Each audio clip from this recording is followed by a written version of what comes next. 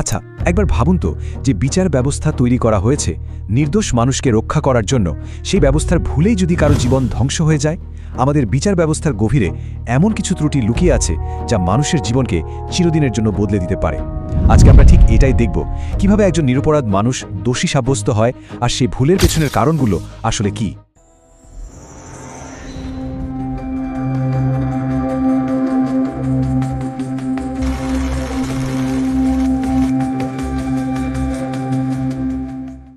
এই সংখ্যাটা দেখুন, ৩৪,০৭২। প্রথমে হয়তো এটা শুধু একটা সংখ্যা মনে হতে পারে, কিন্তু এর পিছনের গল্পটা শুনলে অবাক হবেন। এটা হলো আমেরিকায় সেই সব মানুষদের জেলে কাটানো মোট বছরের সংখ্যা, যাদের পরে নির্দোষ বলে মুক্তি দেওয়া হয়েছে। এই সময়টা এতটাই বিশাল যে এটা মিশরের পিরামিড তৈরির সময় থেকে শুরু করে আজ পর্যন্ত গুনে গেলেও শেষ হবে না। এটা শুধু একটা সংখ্যা নয়, এটা আসলে হারিয়ে যাওয়া অনেকগুলো জীবনের যোগফল। একটা ভুলের দাম কতটা হতে পারে, চলুন এই জটিল বিষয়টা একটু তলিয়ে দেখা যাক। প্রশ্নটা শুনলে খুব সোজা মনে হয়, তাই না? যে একজন নিরপরাধ মানুষ কিভাবে জেলে যেতে পারে, কিন্তু এর উত্তরটা অনেক বেশি জটিল। আমরা আজকে ৩টা সত্যি ঘটনা দেখব যা আমাদের এই প্রশ্নের উত্তর খুঁজে পেতে সাহায্য করবে। আমাদের প্রথম কেসটা এমন একটা ব্যাপার নিয়ে যা শুনলে বিশ্বাস করা কঠিন, মিথ্যা স্বীকারোক্তি। ভাবুন তো, কেন একজন মানুষ এমন একটা অপরাধের কথা স্বীকার করবে যা সে করেনি? চলুন এর রহস্যটা ভেদ করা যাক। গল্পটা শুরু হচ্ছে ১৯৯১ সালে টেক্সাসের অস্টিনে। একটা ইয়োগurt শপ, আর তার ভেতরে ঘটে এক ভয়ঙ্কর ঘটনা, ৪ জন কিশোরীর নৃশংস হত্যাকাণ্ড। এই একটা ঘটনায় পুরো শহর যেন ভয়ে জমে গিয়েছিল। এই টাইমলাইনটা একবার দেখুন, একদিকে অপরাধ আর অন্যদিকে সুবিচার, মাঝখানে কেটে গেছে প্রায় ৩ দশক। রবার্ট স্প্রিংস্টিন আর মাইকেল স্কটকে দোষী বানানো হয়েছিল তাদের নিজেদেরই স্বীকারোক্তির ওপর ভিত্তি করে। কিন্তু অনেক বছর পর যখন বিজ্ঞান আসলো, মানে ডিএনএ পরীক্ষা, তখন এক অন্যরকম সত্যি সামনে এলো। শেষ পর্যন্ত ২০২৩ সালে ডিস্ট্রিক্ট অ্যাটর্নি নিজেই এই কথাটা বলতে বাধ্য হলেন। ডিএনএ প্রমাণটা এতটাই পরিষ্কার ছিল যে তাদের নির্দোষ না বলে আর কোনো উপায়ই ছিল না। কিন্তু সেই আগের প্রশ্নটা তো থেকেই যাচ্ছে, তাই না? কেন একজন নিরপরাধ মানুষ এমন একটা ভয়াবহ হত্যাকাণ্ডের দায় নিজের মাথায় নেবে? এর পেছনে কিন্তু একটা গভীর মনস্তাত্ত্বিক খেলা আছে। মনোবিজ্ঞানের ভাষায় এটাকে বলে কনফার্মেশন বায়াস। ব্যাপারটা কি জানেন? ধরুন আপনি ভাবলেন আজ বৃষ্টি হবে, তখন দেখবেন আপনি শুধু আকাশের কালো মেঘগুলোই দেখছেন, পরিষ্কার নীল আকাশটা আপনার চোখেই পড়বে না। তদন্তকারীদের ক্ষেত্রেও ঠিক এটাই হয়েছিল। তারা যখন একবার ওই ৪ জনকে সন্দেহ করতে শুরু করলো, তখন সব তথ্য, সব প্রমাণ তারা ওই সন্দেহের চশমা দিয়েই দেখছিল। অন্য কোনো সম্ভাবনাকে তারা পাত্তাই দেয়নি। আর ঘন্টার পর ঘন্টা জেরা, মানসিক চাপ, এসবের মুখে একজন মানুষ তো ভেঙে পড়তেই পারে, তাই না? আর তখনই সে এমন কিছু স্বীকার করে বসে যা সে করেনি। তাহলে প্রথম কেসে আমরা দেখলাম মানসিক চাপ কিভাবে মানুষকে নিজের বিরুদ্ধে দাঁড় করিয়ে দিতে পারে। আচ্ছা, এবার দ্বিতীয় কেসটাতে যাই। এখানে আমরা দেখব কিভাবে ত্রুটিপূর্ণ প্রমাণ আর অবিশ্বাস্য সাক্ষী মিলেও একটা জীবন নষ্ট করে দিতে পারে। এই মানুষটির নাম উইলি গ্রাইমস। ১৯৮৭ সালে তাকে এমন একটা গুরুতর অপরাধের জন্য দোষী সাব্যস্ত করা হয় যেটার সাথে তার দূর দূর পর্যন্ত কোনো সম্পর্ক ছিল না। তার বিরুদ্ধে যে প্রমাণগুলো আনা হয়েছিল সেগুলো শুনলে অবাক হতে হয়।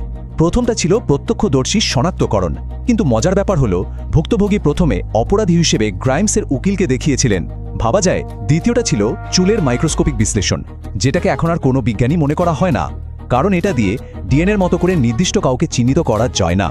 আর ৩ নম্বর, এমন একজনের সাক্ষ্য যাকে টাকা দিয়ে সাক্ষী দিতে আনা হয়েছিল। মানে পুরো মামলাটাই ছিল একটা নড়বড়ে ভিত্তির ওপর দাঁড়ানো। আর এই রকম নড়বড়ে প্রমাণের উপর ভর করে উইলি গ্রাইমসকে জেলে কাটাতে হয়েছিল পাক্কা ২৪টা বছর। অবশেষে ২০১২ সালে তার মুক্তি মেলে। কিভাবে জানেন? একটা সূত্র যা এতদিন ধরে সবার চোখের সামনে থেকেও আড়ালে ছিল, ঘটনাস্থলে একটা ফলের বাটিতে পাওয়া আঙুলের ছাপ। সেই ছাপ পরীক্ষা করতেই আসল অপরাধী ধরা পড়ল, আর গ্রাইমসের নির্দোষিতা প্রমাণ হয়ে গেল। আমাদের তৃতীয় আর শেষ কেসটা শুধু আরেকটা ভুলের গল্প নয়, এটা আসলে বিচার ব্যবস্থার ইতিহাসে একটা মোড় ঘোরানো ঘটনা। এই কেসটা ডিএনএ প্রযুক্তির আসল শক্তিটা সবার সামনে নিয়ে আসে।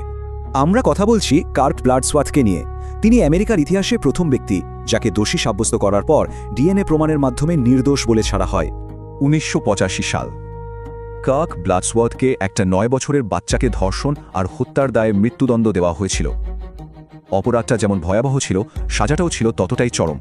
এই স্লাইডটা দেখুন, পার্থক্যটা কতটা স্পষ্ট। একদিকে তাকে দোষী করা হয়েছিল প্রত্যক্ষদর্শীর সাক্ষ্যের উপর ভিত্তি করে, যা কিনা সবচেয়ে অবিশ্বাসযোগ্য প্রমাণগুলোর মধ্যে একটা, আর অন্যদিকে তাকে মুক্তি দিয়েছিল বিজ্ঞান, মানে ডিএনএ প্রমাণ, যা প্রায় নিখুঁত। ৮টা বছর কার্ক ব্লাডসওয়ার্থকে 8 বছর জেলে কাটাতে হয়েছে, যার বেশিরভাগ সময়টাই ছিল ডেথ রোতে। একবার ভাবুন তো, এমন একটা অপরাধের জন্য প্রতিদিন মৃত্যুর জন্য অপেক্ষা করার অনুভূতিটা কেমন হতে পারে, যে অপরাধটা সে করেইনি। তাহলে এই 3টি ঘটনা থেকে আমরা কি বুঝলাম?